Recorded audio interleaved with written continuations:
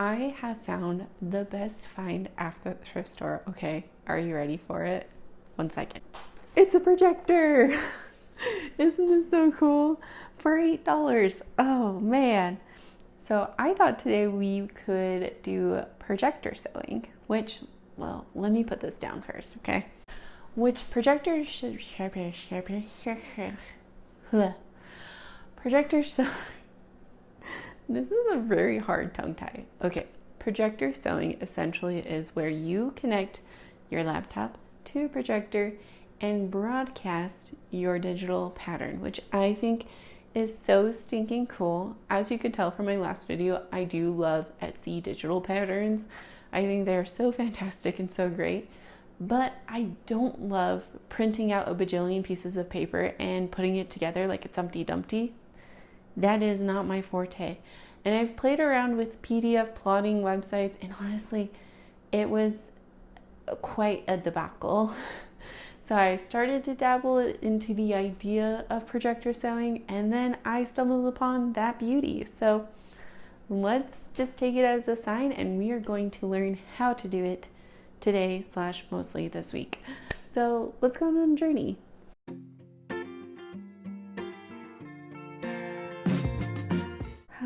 Let's just address the elephant in the room. I think it's safe to say the reason why this projector was donated was because of that brown spot, okay? I did do a lot of research, and according to the web, it's basically a polarizing filter that got burned, and it looks pretty manageable to change it. So I'm gonna figure out how to change it for the future. I honestly thought I could work around this, but it was not the case, okay? And yeah, that was not fun. But we'll learn for next time. Another problem I was running into was trying to figure out how to stick my mat onto the wall without putting sticky goop on it. And I thought, I was pretty smart to use my son's high chair and these weird boxes on our floor. And as much as I was smart, I was also a little embarrassed to have this documentation. But it worked. I was doing a thing until my husband came home and pointed out that if the mat isn't touching the wall, wouldn't it change the measurements? So I asked him to help me.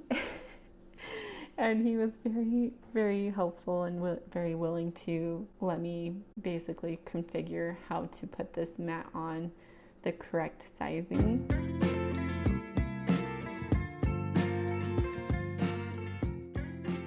Next troubling thing I ran into, which honestly it was troubling at first, but then I figured it out and I felt like I was a freaking genius. Honestly, a genius that needed help. Essentially, this website, you put all of your pattern pieces into this bar and it will configure something, and you just need to figure out the columns and then how many columns is in this pattern piece you put in, and then it just fixes itself. Super cool. Unless you got a pattern like mine where the pages were so disorientating that columns wouldn't even work. Again, luckily to the Facebook resource, I found that as long as you type in the page numbers, you can individually set them up, and that worked miraculously. So thank you, Facebook.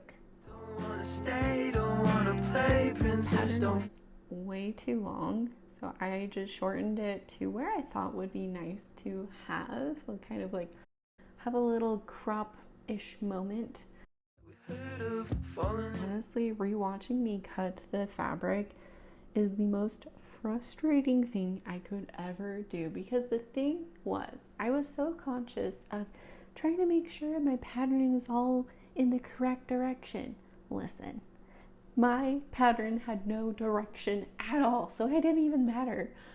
But because I was so caught up in this, I wasn't even paying attention to the placement of the sewing patterns, that I wasn't taking full advantage. I was just putting them willy-nilly, cutting it up there, and not even trying to preserve the little amount of fabric I had. No, I just took the big old scissors and just snipped, and anyways, really frustrating to watch. So learn from me.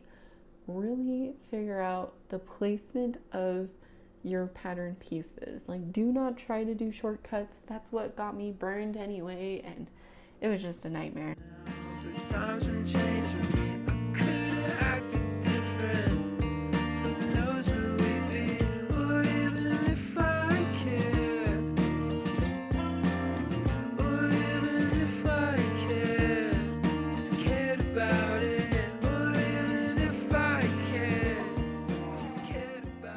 Another thing was I needed interfacing, so again, I used the pattern. I cut what the interfacing pieces I need from this pattern because I did not want to trace another one, honestly.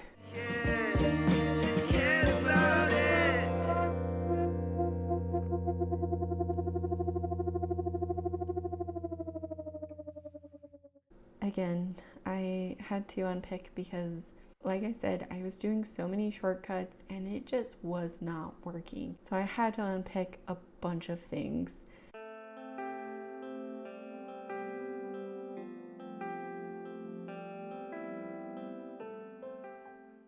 We got the interfacing sewn in and we're working on straps. I was using my little buttonhole measurement tool that I got for my one skirt. Really is really handy to have, honestly. Anyways, I was using this to kind of trace where I want the ribbons to be at so they can be perfectly spaced. So I just wanted to jump in and talk about the things I liked, the things I didn't like. I am really impressed that this top really worked out well, that I made this top off of a projector. Like, that's so freaking cool. The top is really big on me though. So I do think in the future I will fix it to make it fit me better. Something that I need to tackle because it's not my style at all. I will say, however, throughout this project, I've actually been doing kind of like scripting, journaling type thing, just sharing my thoughts throughout this process. And it has really opened my eyes up to really see all of the madness and chaos that I usually will throw myself into with my sewing projects. And I have realized that by doing those things, even though I love chaos, I freaking love it so much. I don't know why. Because of this, it really takes away the excitement that I have with sewing, and it really can be a stumbling block for me. And I want to improve on that after seeing the whirlwind of emotions that I have experienced with this top. And I definitely think I need to hanker down and really get more into organizing with my projects, so that way I don't have to spend so much time unpicking seams. So I definitely think that trying to be organized is going to be my next focus for my next project, and also finishing seams. I think I really want my seams to look nice. We're also going to be trying that as well. Anyways, I hope you all enjoy. I will see you guys next time. Bye.